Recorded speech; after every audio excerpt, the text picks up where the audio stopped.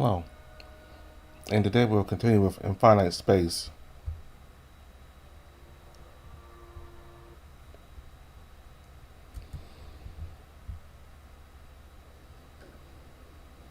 Sleep is slow to come and sporadic. My dreams are a mixed mess. They start as a sea of disapproving and scowling faces changing to the altercation in a sour room between Alex and Brut.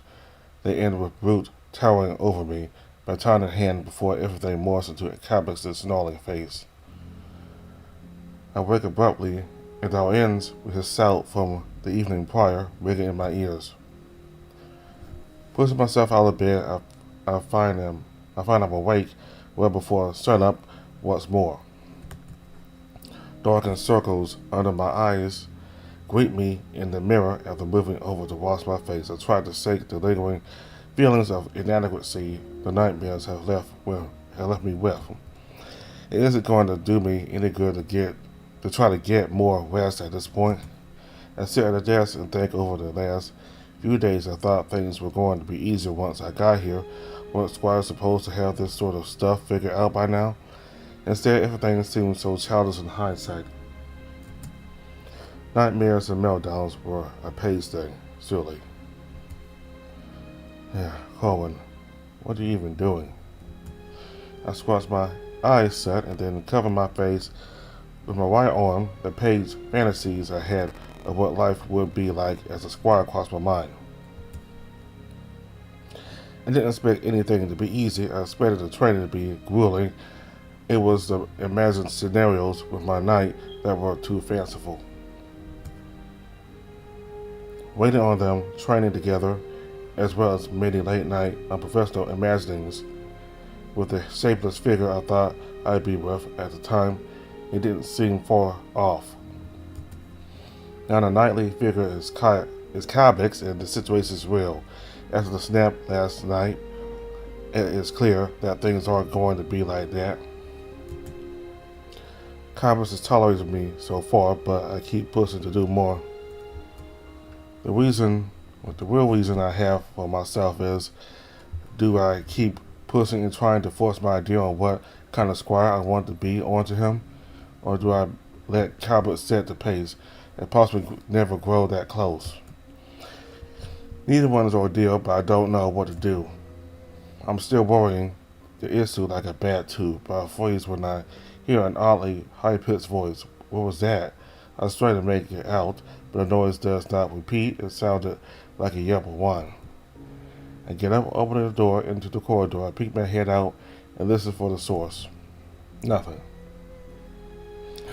I'm about to close the door when I hear it again. Clearly this time a whimpering moan, muffled but audible, coming from Calbex's room. Is he okay? I tentatively move closer and listen. There he is again. The noises are coming from inside. I still haven't asked if I was allowed to enter his room. If he is in trouble, surely it's okay to enter, right? Reaching out, I try the door and find it unlocked. As I turn the handle slightly, the door opens inward. Guess I've made my choice. Pushing further, I make just enough of an opening to poke my head in and look around. With the curtains drawn, the room is dark. There's a soft, low glow coming from the right corner, accented by an almost silent hum of electronics. Calbex's flight armor is housed in a display module against a nearby wall. The edge of it is barely in view. Forgetting myself, I take a step forward and enter the room fully. I have to get a better look. The sound freezes me. I turn my head to find the source. Calbex lies in a grandiose canopy bed, slightly obscured by blue chiffon curtains. Little silver stars and planets adorn the curtain in a rather cute manner. He whimpers again. I can't help but be drawn to him, though I'm still cautious and scared of being caught. However, he is asleep. Is he having a bad dream? I didn't think knights would have nightmares. It was understandable for pages, sure. Most are under 20, considering that some sign up after the plague had taken something dear to them. It makes more sense. I creep up to the side of the bed. Calbex has thrashed half of the Druid off of himself in his sleep. He twitches, his ears flick, hearing something vexing in his dream. He looks so vulnerable. There's something so disarming about seeing him in a fit of sleep. It strips away the bravado, the stoic image I have of him. Even the growl and snap from yesterday fades at the sight of the state he's in. I reach my right hand towards him, leaning over the bed to where he lies strewn in the middle. I hope I can wake him gently. His exposed chest certainly looks pitiable, but I decide his arm would be less alarming to have touched in the dead of night. His fur is so soft I hadn't considered it before. I could run my hands over it all day.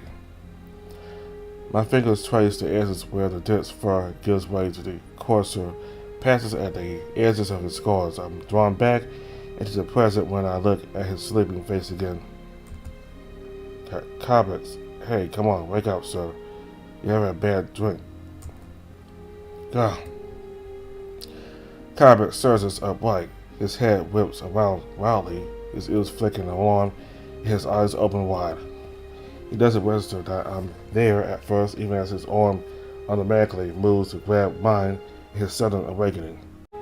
What? Where? His eyes come to rest on me. His grip on my arm loosens, but he does not let go. Cohen? He chokes out hoarsely, blinking as his real eye waters as his vision clears. He surveys me properly. What are you doing here? You were moaning in your sleep, sir. You seemed distressed, so I thought I should wake you up. I'm whispering to try to calm him. His chest still heaves as he takes in large breaths. I'm sorry for intruding. I can leave if you want, or... No. He blurts it out immediately. His grip on my arm tightens. This time it's more for comfort than the panic I felt before. No, please don't. Thank you for waking me. It was a bad dream, yes. I wait for him to continue, but he lets the silence hang. With him sitting up, it is clear the bed is soaked in sweat. From the smell, the lining has either not been changed recently or this is a regular occurrence. My nose wrinkles as I readjust, which makes Calbex realize he is still holding my arm. He lets go. Sorry, I didn't hurt you, did I? I sit my head and smile at him softly. You didn't, Calbex. I'm fine. Just worried about you. Calbex flattens his ears and looks away, abashed. I'm struck by how open he's being, instead of closing off like normal. I'm glad. Then, he strokes his own arm comfortingly. It's obvious that he's not too sure what to do. I don't want this moment to slip away. I have to do something. I hold my hand out to him, palm up, his eyes fixed on it, and then flick back to mine, his eyebrows turning up with a quizzical look. Come on, let's get you washed up. Let me be your squire for once, okay? He stares at my hand for what feels like forever. I'm not sure what mental gymnastics he's doing as he works to decide whether he will allow the help or not. He places his paw in my hand and then nods.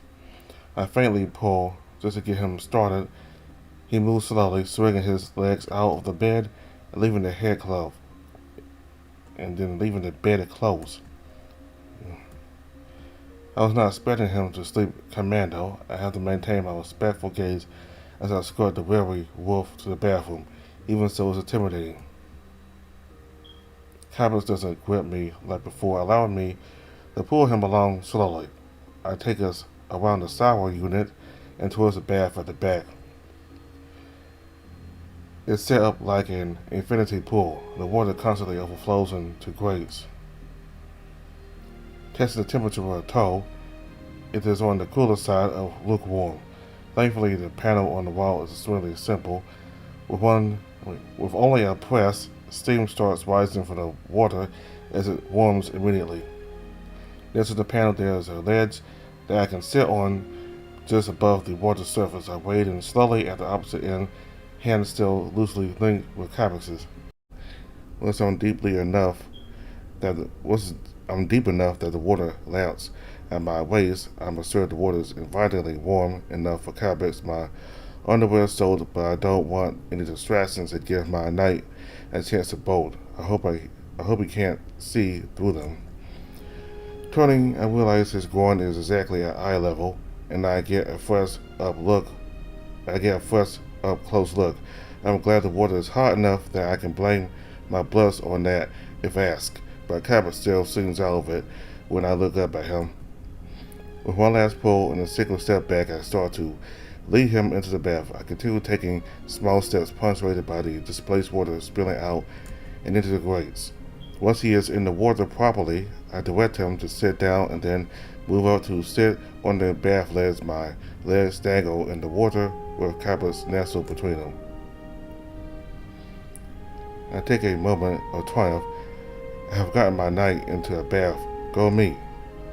Behind me, on the ledge, there are a few items with the maintenance and cleaning of fur that look hardly used. I reach over and then pull them closer. The wall also has a variety of dispensers that slide out with a touch. After using a ladle to get Cabot's broad back properly drenched, I lather up some product in my hands and then start working in his pelt. His fur is dense. His coat is coarse at first, but softer underneath. Even on the parts of his back where wounds have healed and scars have formed have a clear softness to them. I can't help but think of how much he's been through, how many people he has saved. As my mind thinks over the past, we sit in silence, is only broken by the onslaughts of water and the sounds of me scrubbing. I work over his shoulders and then down his back. As I start on his sides, he grunts. I remove my hands immediately. Oh, sorry, Calbex. I didn't hurt you, did I? He turns his head to the right and looks at me with his organic eye. No, I am a bit ticklish on my left side is all. Sorry, I did not mean to startle you. And you are doing a good job. If you can, please continue. He doesn't have to tell me twice. I start again, this time being more careful along his sides, especially where the scarring is more pronounced. I'm once again reminded of how much he must have been through in his service to this galaxy. Calbex is still such an enigma in terms of what he has been through, but he also stands for something I have ever aspired to be.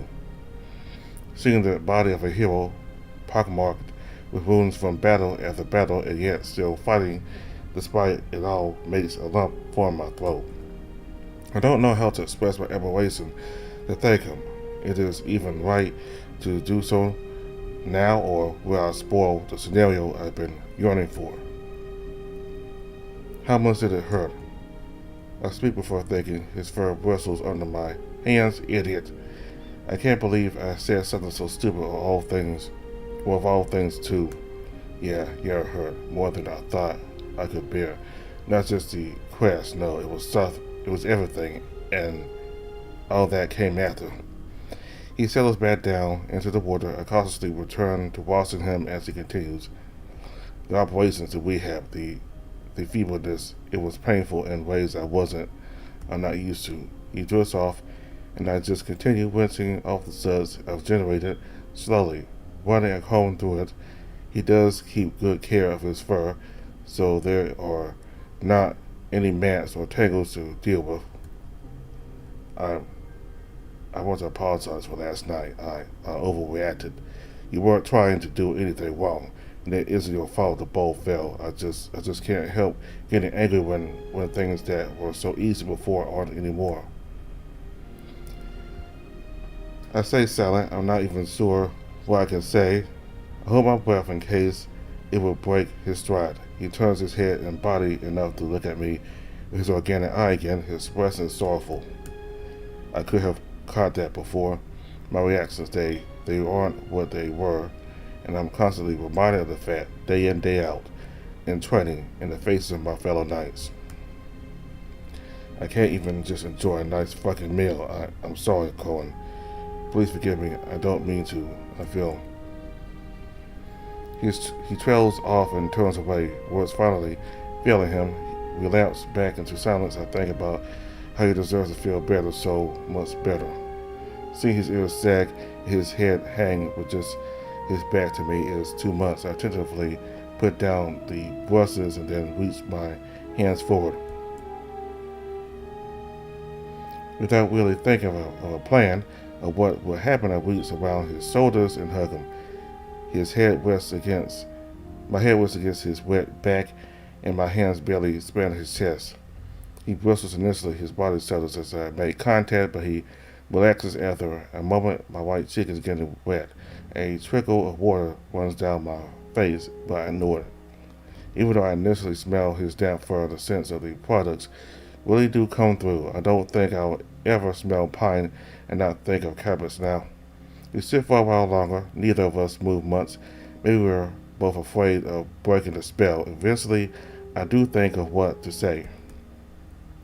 I forgive you, Calbex. I am to blame too. I haven't been doing what I should and putting your needs first. I've been pushing myself on your life, your routine. I should have recognized what you do and don't need. I'm sorry. We return to silence, but this time there is a light of comfortableness to it now that the air is being cleared. A slapping noise catches my attention. The source appears to be Calbex's tail splashing the water as it wags. I'm glad he feels better too now. I could spend the whole day here in this little safe haven from the world outside, a place where just me and my night are momentarily happy. The sun, however, doesn't have the decency to allow this. Like a voyeur, stakes of light creep into the bathroom and fall across us. I squint at my new nemesis furiously. We still get ready. You have a full day, and I have group combat maneuvers with a new pack formation to contend with. He sounds like he like a little. He sounds like he like a bit longer as well. That makes me feel better, even though we have to stop. As he stands, I get a perfectly lined up view of his rear. Even waterlogged, it's a feast. I avert my gaze, knowing that my eyes have already seared the image into my brain. I'm busy myself with cleaning up the brushes and tools. He enters the shower unit, and then the air turns on. I wash my face quickly to kill the blood that crept up in it. Standing, I motion to Calbex that I am heading back to my room. His fur is fluffing up intensely from the dryer, and I have to suppress a laugh. He nods and waves back, so I head out. After Calbex finishes up, I have my own brief wash. I then grab a night's supply of my clothes and bundle them in my pack. Heading down, I see him chugging his first tonic of the day. I'm pleased I had completed that last night at least. He's also dressing his gear today. From the smart mess to the plating, it is clear that it is custom tailored. I recall he said he was doing combat stuff today. That also reminds me of something else he said. Oh, you said there was a new pack formation thing today? He finishes a drink and then stows the flask on his head before addressing me. Ah, yes, that's right. Whenever knights take on new squires, there's usually a restructuring and a makeup of the teams.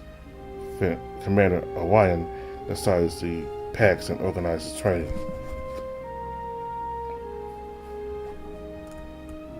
4 to 5 packs will make a unit that coordinates doing engagements. It's important to synchronize our actions between packs. So we, the knights, do training sessions with the suggested packs to get comfortable with one another. We could be working with knights who have never met before or familiar ones, which all means our squires will be a pack 2. Normally, that is to say, often the knights and squires are considered as one when making packs and units, but the commander prefers to do things his way and focus on knight synergy. He stops, realizing he's spoken at length. He looks around as if not sure if he should continue. So, yes, you will likely get informed shortly who we are good with. Okay, that does make sense. I guess I'll have to suck it up and work my best with the other squires I end up with. Then, I paused tentative on if I should ask, but decided to get his advice. Any tips on how to act or work well in a squire team? There's some part of me that hates asking, but Calbex has been so honest and open this morning. I'd like that to continue, which means I have to be open to rely on him too. Calbex tilts his head and considers. I wonder how many different units he's been a part of. Were there other knights he would rather work with and those he doesn't want to? Well, if we are lucky, then we will get teammates that we gel with. No doubt often you'll find things you are better at than them, and vice versa. Accepting this and working to cover one another's blind spots will prove crucial out in the field. He checks his stick and then motions towards the hall. We'll talk more once we know who we're with. We must head out now. Go to the canteen and get some breakfast. Consider a drier option today. First time in zero gravity training can do a number on your stomach. I nod rapidly. I have no intention of making a public vomiting scene and then being told to decontaminate an entire training room orbiting Osid. Calbex strides ahead and I jog to keep pace. Did you ever hurl asteroids, that is? Calbex stares at me for the briefest second with shock before cracking the biggest smile I've seen on him yet. His chuckle is deep and melodious. Ha, Corwin, there is a knight out there who has not had a meal come back up one time or another during training. It happens, no fret about it, and yes, I have made a few meteor strikes, though I'll not divulge the details this year. He chuckles and picks up the pace. It's so odd seeing him full of mirth that I feel like I'm experiencing a different night entirely. His tail wags as he moves ahead, and the corners of my mouth tug into a smile. Unless all good things come to an end, and we reach the junction to head off to the canteen. Calbex offers me a wave as he jaws off towards the facility before he returns to his stick, reading more messages. And later I head inside to grab a dry meal. With some toast and berries selected for my breakfast, I head towards the only destination I can take. Zoria's manic arm raised are too obvious to ignore. Not that I avoid her anyway, but suddenly I'm not about to see what happens if one ignores her attempts at getting attention. Oh good, you spotted me. Everyone else is in such a rush this morning, I thought you'd miss me. You nervous? I'm excited to see what happens. I'm excited to see what kind of exercises we'll be doing up here. She taps a mechanical desert upwards to emphasize that she means Belvos, as if there would be anything else on my mind right now. I throw a few berries in my mouth and chew them hurriedly before answering. Yeah, I bet, but mostly I'm looking forward to trying that. The moon I was on before it didn't have the facility to really try true weightlessness. I can't wait to feel what it's like to maneuver completely untethered. Zoria is also sticking to a non-fluid breakfast today. She crunches some kind of meaty-looking protein bell. Have you had many chances to train in zero G yourself? She looks sheepish as she flexes her paws. They pose with a burst of energy. Yeah, a few times, but it was mostly to test how these function. Since they can use gravity tech, it was important to make sure they operate in a variety of situations. She makes small circles as if waxing a hole. I'm glad I got to practice using any inertia I have and alternating my arm's output. I can sort of control myself. I still need to get used to doing that and orienting myself while other things are happening. That's why I'm so pumped to get up there and try. Son Tiger's mating ritual. Alex comes into view, looking at Zarya with amusement. His mouth and whiskers twitch in an attempt to not snigger. Zarya, of course, stops her circular movements and flails instead. God, you infuriating tube sock. I'll have you know, I was showing Corwin here techniques that, once perfected, will aid us in battle. Alex gives me a twinkling side eye, and I can't help but join in. I don't doubt that. Rest assured, I'm not so cheap that I can be wooed by a piece of toast at a dance. Zoya will have to wine and dine me later tonight in Belvos as she wants to seduce me into some zero-gravity coupling. To say her cheeks and upper neck turn a few colors darker may be an understatement. She looks fit to burst as she sees, glaring back and forth at the two of us. You two are intolerable, I swear. You both better watch out so I don't give you something to really regret in our next sparring session. Alice takes his place, graceful as ever, as he laughs. It's quite nice how he pets and genuine in his mirth. Ah, peace, cousin, peace. We both do it in good jest. You react so wonderfully to any jab that it is quite irresistible, though we will cease if it truly bothers you. Zarya huffs and then demolishes the remainder of her meat bar, glowering at me with intensity. The gnashing of her teeth feels like a thinly veiled promise. Yeah, sorry, Zarya. Believe me, you're the last person I would want to have a vendetta against me. Having worked out her ways on the snacks, she sighs contentedly and then relaxes her posture. No, I know you are both just teasing. I'm not good at dealing with that kind of social interaction. I didn't have any siblings, and all the other pupils and paces in our clan were very well disciplined. She shrugs, her motorized shoulders rear as if to emphasize her dour mood. Jabs and those are weapons I have not had to wield, and my proficiency with trying to come up with a counterattack to your strikes is severely lacking. I'm more frustrated that I can't join in. She finishes off her meal with her gulp and looks a little crestfallen. Sawyer, we'll pick it up. You just relax and say the first thing that pops into your head when we make a joke. It will likely be the best comeback. You may even throw Alex off his game. She nods and thinks for a moment.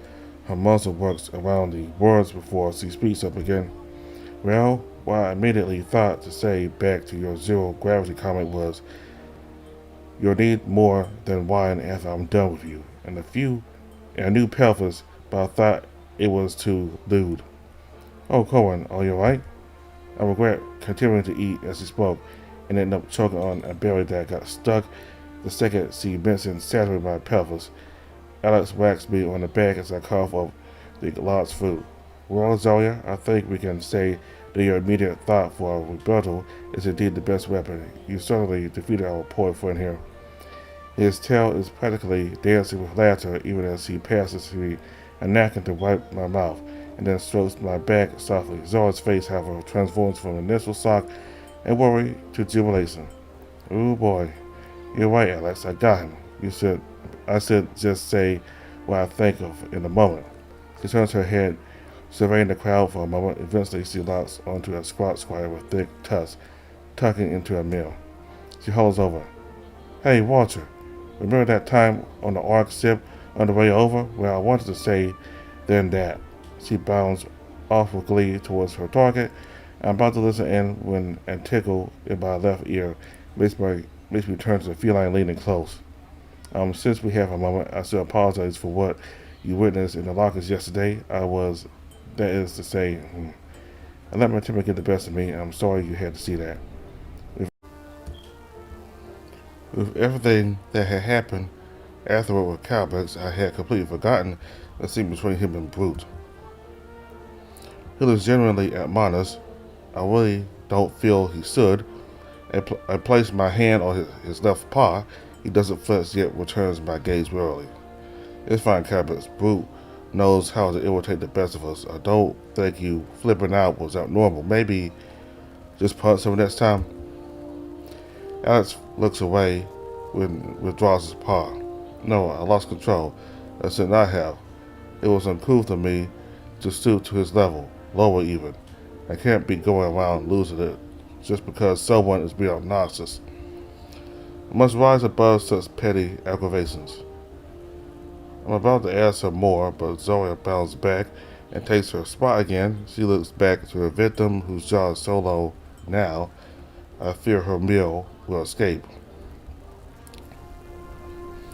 I'm actually curious to know what she said based on the surrounding squire's faces being between shock and giggles. That was refreshing. I can see that you're right, Corin.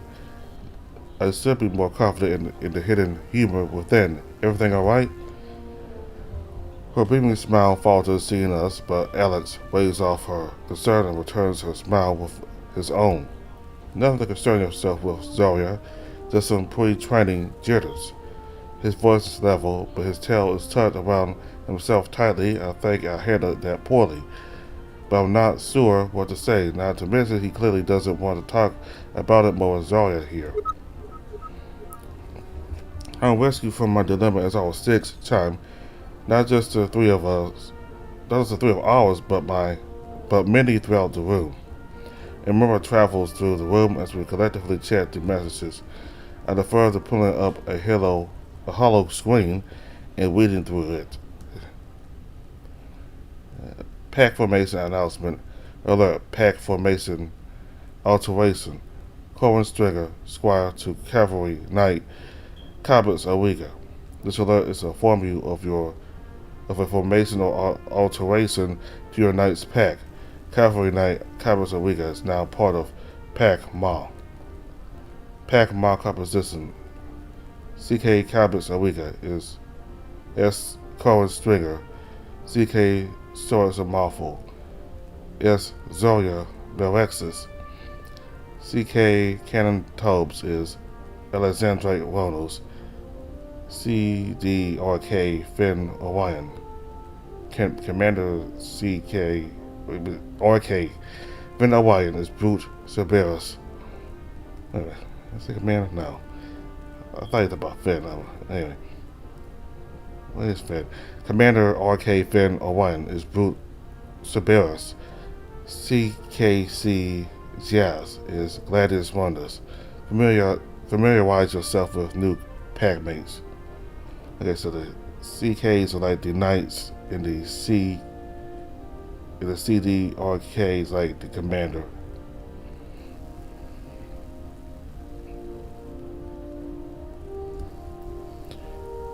A linked chat has been generated to facilitate communication. Additional training access has been granted for the coordination training. Addendum. Pack Ma is confirmed for after duty recreational activities or Belvos.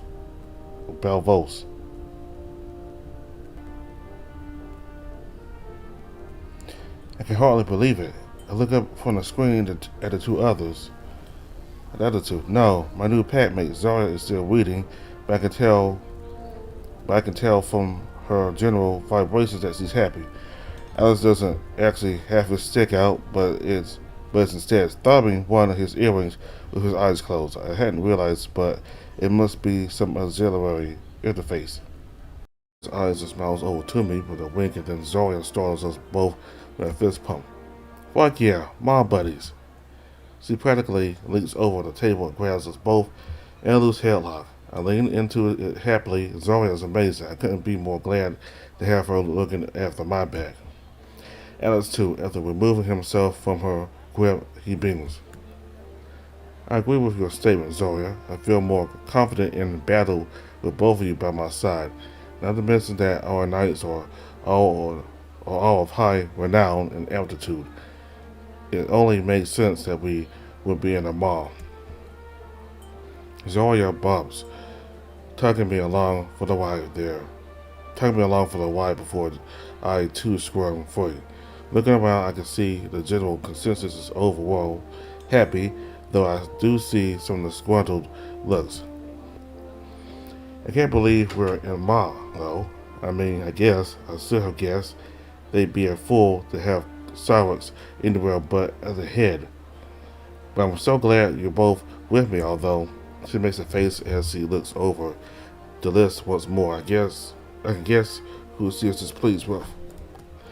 We'll have to deal with the angry puppy. Maybe we can beat friendship to him with plenty of extra practice sessions here. She slams her fists together with that promise, and I smile. Sure, I'm not the biggest fan of Angry and Angrier, but it would have been a miracle to be grouped with everyone I liked. I can handle Brut and Finn. At least I'm determined to.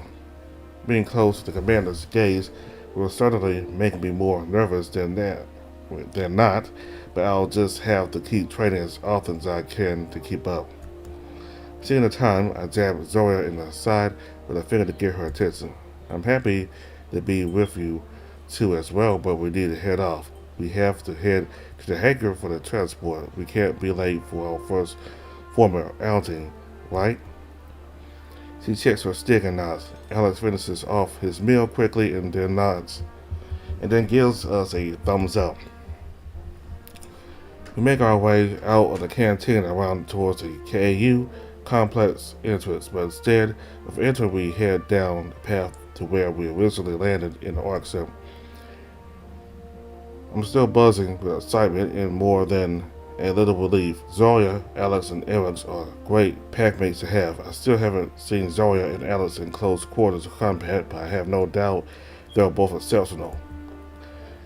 How can I fit into this formation? What do I offer? I'm a reasonable shot at the moment, but that won't help much if the play gets close. Lives would be lost if I let them pass me because I'm not proficient enough in close range fighting.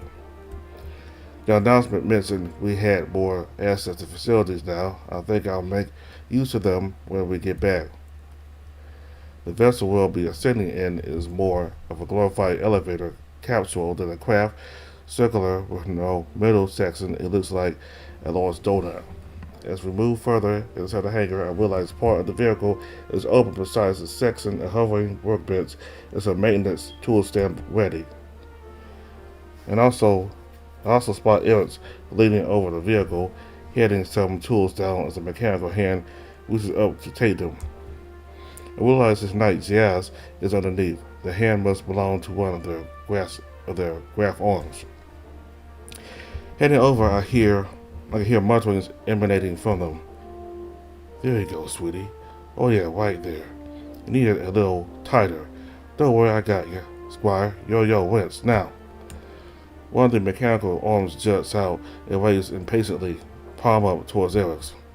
He glances over the workbench for a moment, brow furrowing as his eye scans the various implements before he spots the one requested and places it quickly into a waiting hand. The arm retracts quickly with surprise. Splendid work, Eric's. Here we go, baby. Sis. Don't quick, I'm gonna be real gentle. Ready? Okay, here I go. A sudden screech of metal makes us all jump. Then, with almost a purr, lights flare underneath as the craft rears back to life. The Poseidonid slides out from underneath with a massive grin on their face. There we are. There we go. Just needed some tough love. Oh, and on is it? Using their grasped arms to push off the floor. Jazz wipes their paws on their uniform. I don't think they could spoil them further, and it extends a mechanical arm to each two of the three of us. I take the hand offered and marvel at it. Well, organic it feels. The metal is as soft as skin, even though I can tell it's metal, and it flexes as I stick it just as realistically as I would expect flesh and blood. Yes, I was going to hunt down the new pack fodder and examine them. Yes, what I would expect. All but Zarya are released from the handshakes as the mechanical arms instead all converge on her, delicately moving over Zarya's own cybernetic arms. Diaz steps up and looks at them with scrutiny. Zarya, Yes, I heard a lot about you from the billowing thundercloud. Cyrus is a serial flatterer, though, so don't let it go to your head. Interesting. Zarya blushes as the night just continues on, paying only real attention to her arms, making them move and checking the motorization. I've been wanting to see some of these combat units your lot makes for a while. Not quite the finesse I go with, but I'll admit the housing and conduits for handling the strain looks solid. Perhaps you'll come to my workshop one day and I can get a proper look, right, Squire? The question isn't really a question, and Zarya just goes and nods. I've never seen her so demure before. The captain's eyes travel over Alex and then me, studying me intensely but with none of the warmth they held for Zarya's cybernetics. Where are you from, lad? I snapped to attention. Forward, Captain. Their eyes softened somewhat. The peace is fair. Salt of the earth people out that way. Squire, you should be proud of your roots, but also who you choose to be here, too.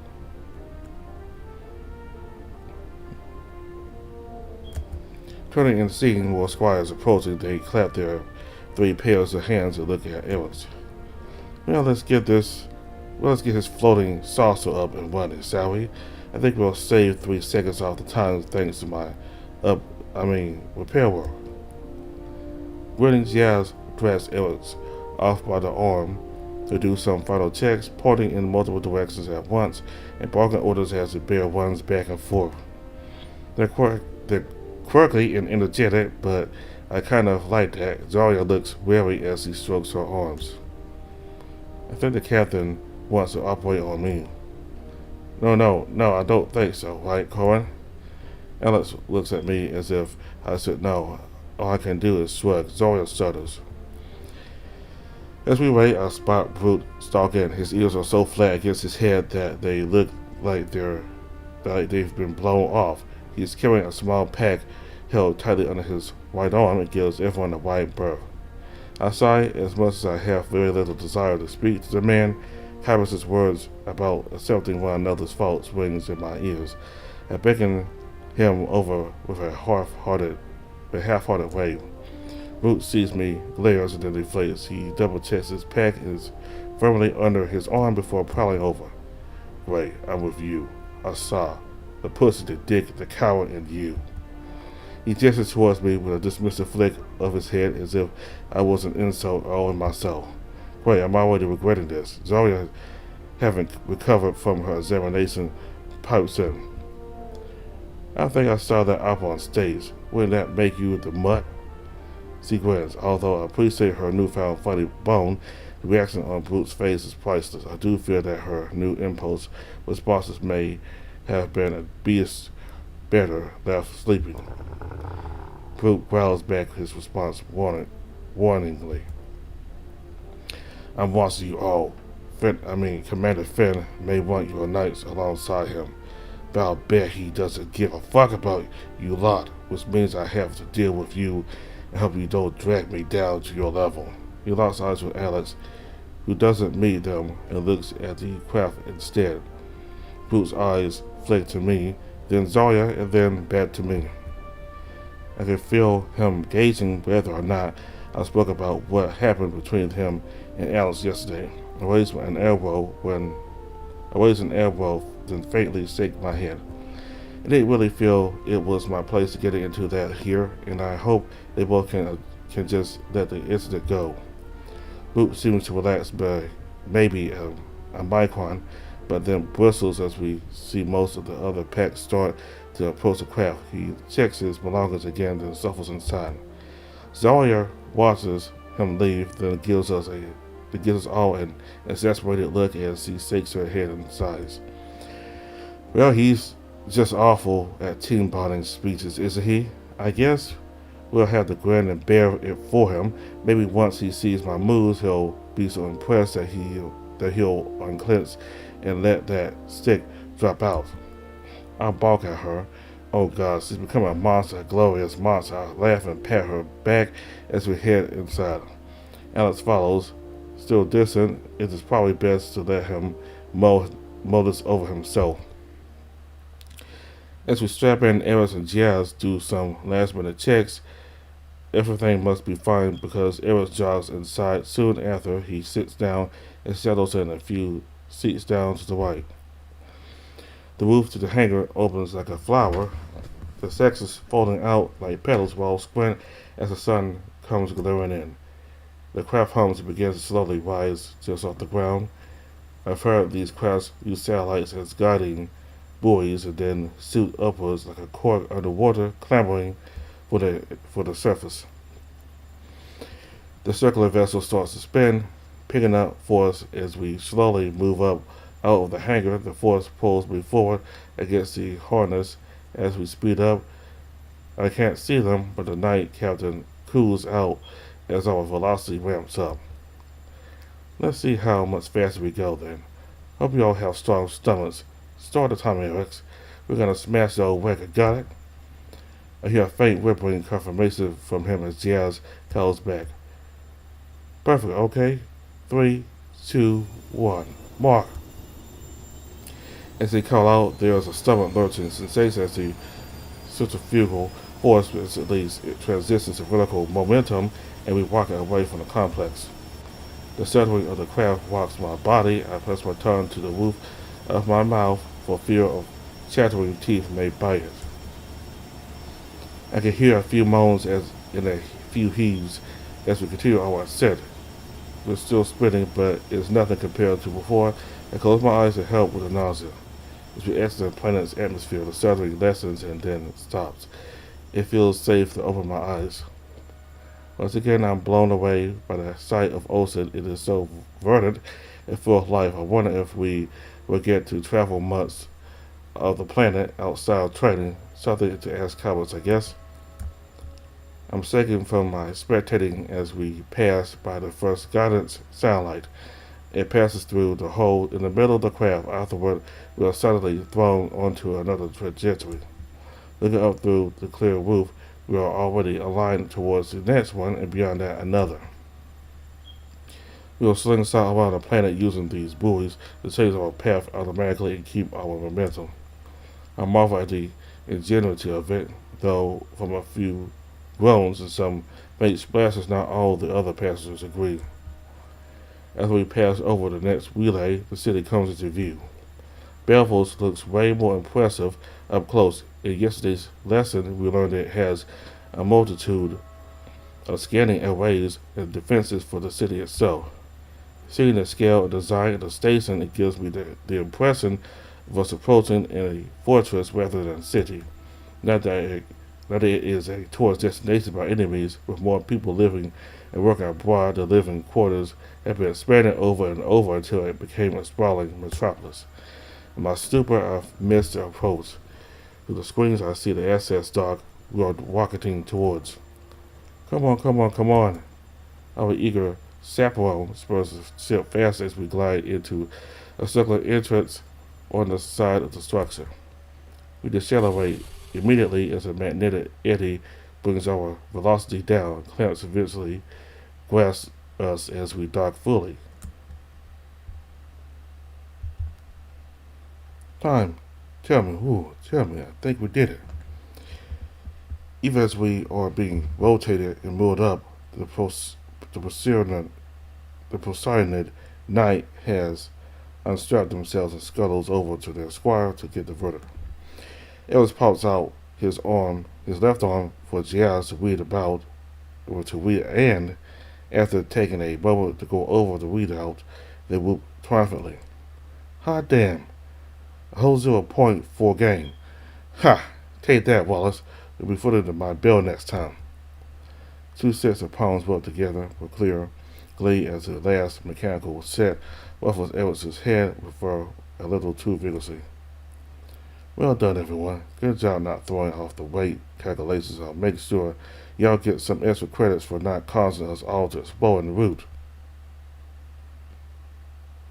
As they crow some more and move towards the exit, I can't be certain if that was a joke or not. If it wasn't, was this reward a bribe to not speak on this to anyone? I really can't tell what Giles is about, but they certainly liven up the scene. Walking out and into the bay, it looks like some manic automatic sorting machine. Conveyors, partitions, and chutes crisscross the area in a mechanical spider web of operations. Cargo from the surface is being offloaded from another transport automatically. The system sends all of the crates and boxes into every which way. I feel exhausted just looking at it go. Come now, Cohen. Let us not make a repeat of our first day and stare. If you do, you'll likely get left behind and collide with a handsome stranger. Alex pulls me out of my staring with a small tickle into my sides. Even when teasing, his paws are so soft and delicate where they touch. I wouldn't have noticed if he hadn't spoken first. Jordan away, I smirk at him as we jog after the others. Jazz has their nose stuck firmly into a hollow screen as they tap away, barely even looking as they walk and weave between the workers and machinery. Done. Read my logs and weep, Wallace, you dusty pangolin. Oh, right. Here we are. Freight elevator. Oh, and now. We're all crowded in before the doors close. The lift ascends out of the hold into the city. The glass windows give us a view over the walkways and avenues of the residential sector.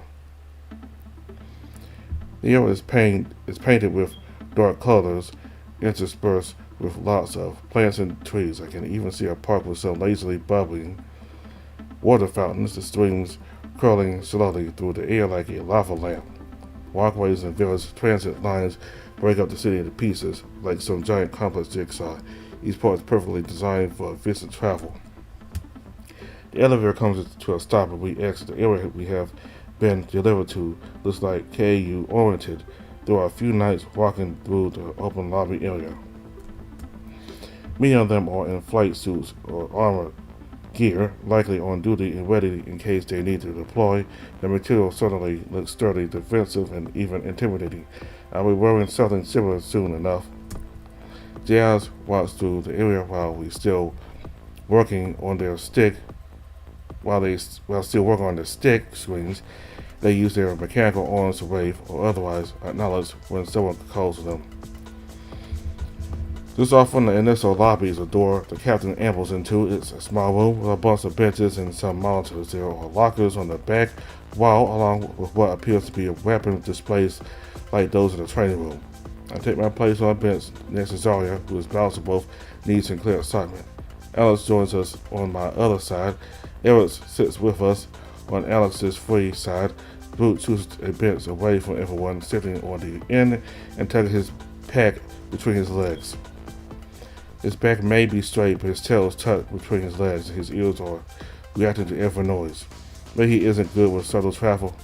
Jazz comes around to the front and after putting away the stick, surveys us fully with a smirk. Well, you know why you were here.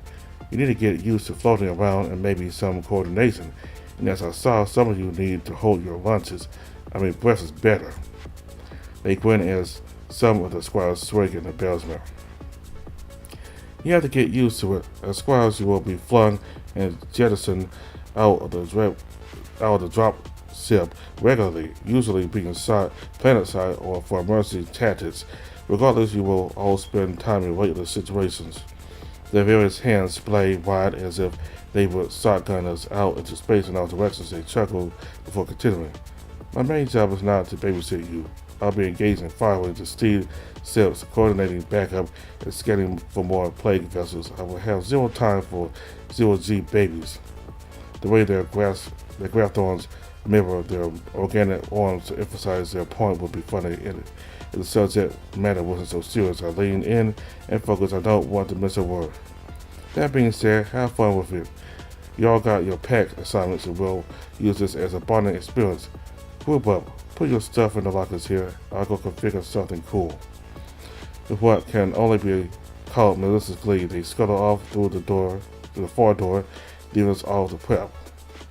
Brut is up and at the lockers right away. I can see him using his stick to access one before stowing his items away, locking it with another swipe across the panel. He then tests the door a few times before he's seemingly content. I visually see him relax a bit. He sees me watching, scowls, secure his stick in his gear. He moves out of the way of everyone else as we also put our things away. With everything taken care of, the squires naturally separate into their packs, move away to mutter in hushed tones. Strategy meetings, perhaps. Hard to really plan when we don't know what we are doing. Ahem. Alex makes a noise and we turn to him. Even Brut faces him, though his perpetual scowl only deepens. As this is our first formal exercise as the mob pack, I think we should make sure that we approach whatever the captain divides with some form and order. I'd like your input and ideas as to what we may face and how to tackle the situation. He seems to be in a much more formal mood now. I myself have had limited experience with weightlessness. Overall, clocked in only a few dozen hours total.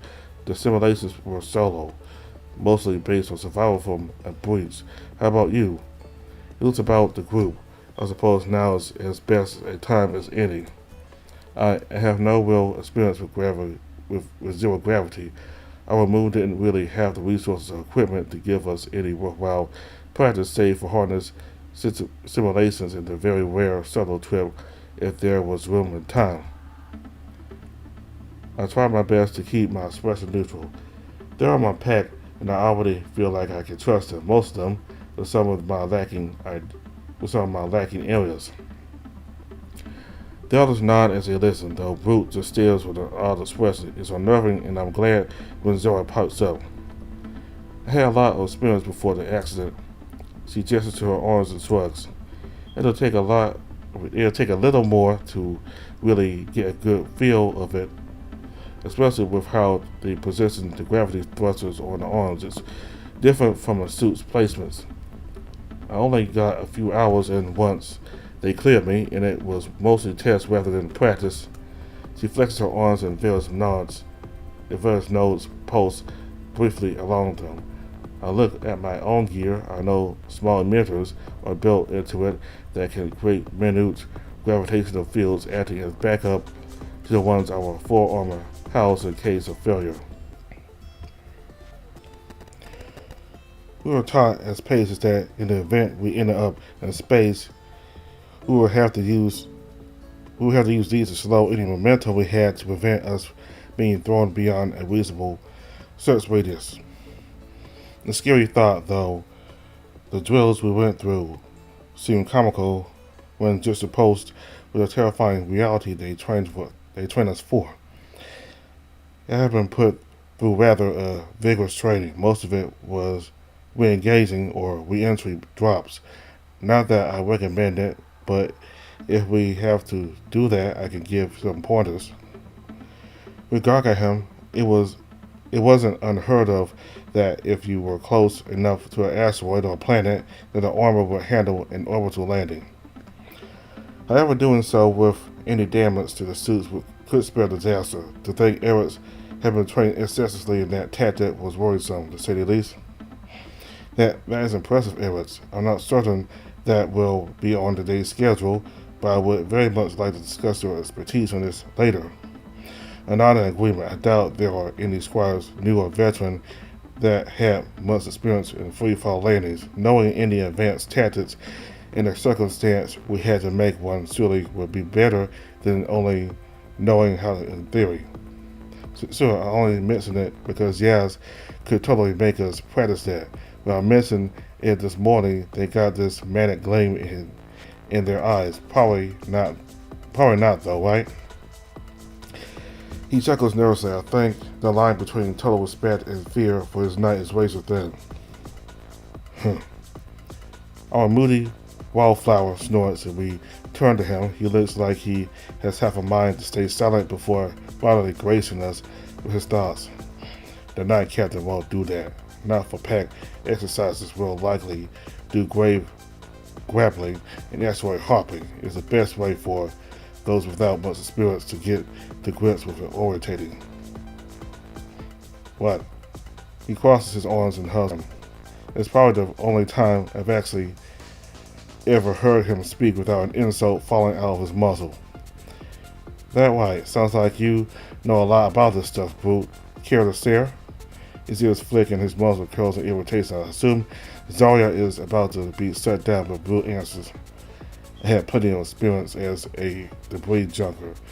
Moving about is easy if you can latch onto something or use a point of reference. Look. He also again asks our attentions on him, even trying to keep his air of detachment. His tail twitches. Maybe he does like showing off a little.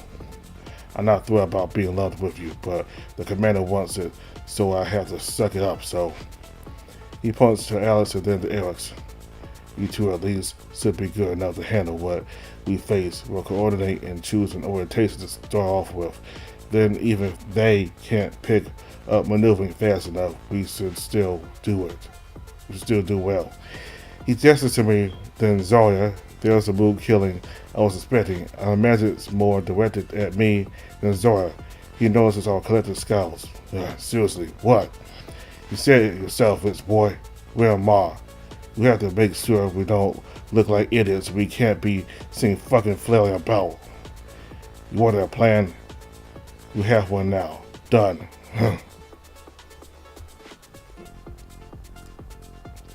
He goes back to staring away again.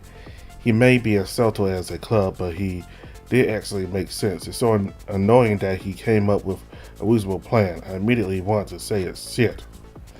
He's still garbage wolf. Brut is right, at least about the plan. You three should take point. Zara and I will follow. Don't worry, we won't hold you back. The others glance my way. Brut looks validated and smart. Alex and Eric still seem unsure, and Zarya just glares angrily at Brut. Well, fine. We'll go with this formation. If needs be, we'll change it up. Let's get into position. Seeing that others have convened their strategies meetings and are starting to line up at the door, our uneasy pack lines up too. Although Brut's assessment was likely true, it still stings as we wait to enter what lies beyond and feel excitement and nerves flutter inside me. I can't wait to actually experience this. Sure, I don't want to make a fool of myself, but I've always wanted to feel true weightlessness. I'm not about to let the Dow Wolf ruin this.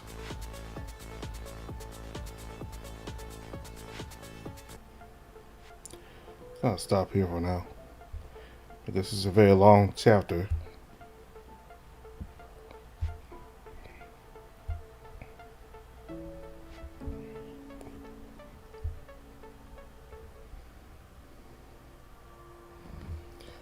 So it looks like Brut is slowly realizing that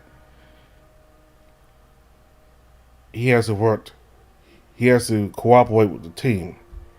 He doesn't have to like them, but the fact is that's who his superiors assigned him with. His superiors, Commander Finn or whoever, assigned him to be with them. Okay, he doesn't have a choice. He has to cooperate. So it seems like the fact he even bothered to contribute to the strategy, them discussing strategy, the fact that he even bothered to, share his thoughts on how, on the strategy, it shows that he's slowly starting to realize that he needs to just cooperate and work and, just contribute to the team, just at least put your hostility of them aside and, just work towards a goal. So I'm happy that it seems at least that Brut is starting to go that way. Just cooperate. Not everybody's going to like everybody, but that doesn't mean you can't cooperate and work together as a team. Alright, so I like that Alex apologized to Corwin for that scene between him and Brut. I mean, I understand that Brut can make the worst out of everybody, anyone. Brut is this arrogant guy who thinks that Corwin and the others are beneath him. So I am at least happy that Corwin has Zarya, Eric, and Alex, because if all three of them, as well as Brut, were very difficult, if the three of them were just as difficult as Brut, it would be a hard time for Corwin, because it was possible that an outcome like that would have happened. You get paired with 3 or 4 other people, and they all look down on you and just have contempt. So I'm happy that most of the teammates for Corwin are friendly and get along with him. I mean, yes, Brut he's very difficult and hostile and looks down on you, but at least for Corwin, it's just him. The other 3 teammates are friendly and, just very jovial people and polite. So, and about Calbex, at the end of the last video, you know what I said about the reason for him snapping at Corwin. So I'm happy that he apologized to Corwin and my thoughts were confirmed. I mean, he just feels like he's inadequate and he just can't. He feels like he just can't do what he used to do. So I'm happy that he tried to, apologize to Corwin and make it up to him by letting him do his job, which is to take care of him. So he let Corwin give him a bath, and I like that part there. I mean, even when he's very considerate, of Corwin, like apologizing and like when Corwin tried to get into his, get a little personal, and Corwin apologized for that. Calbex said no, don't worry about it, and he has to apologize for Corwin if he upset him about, I forgot.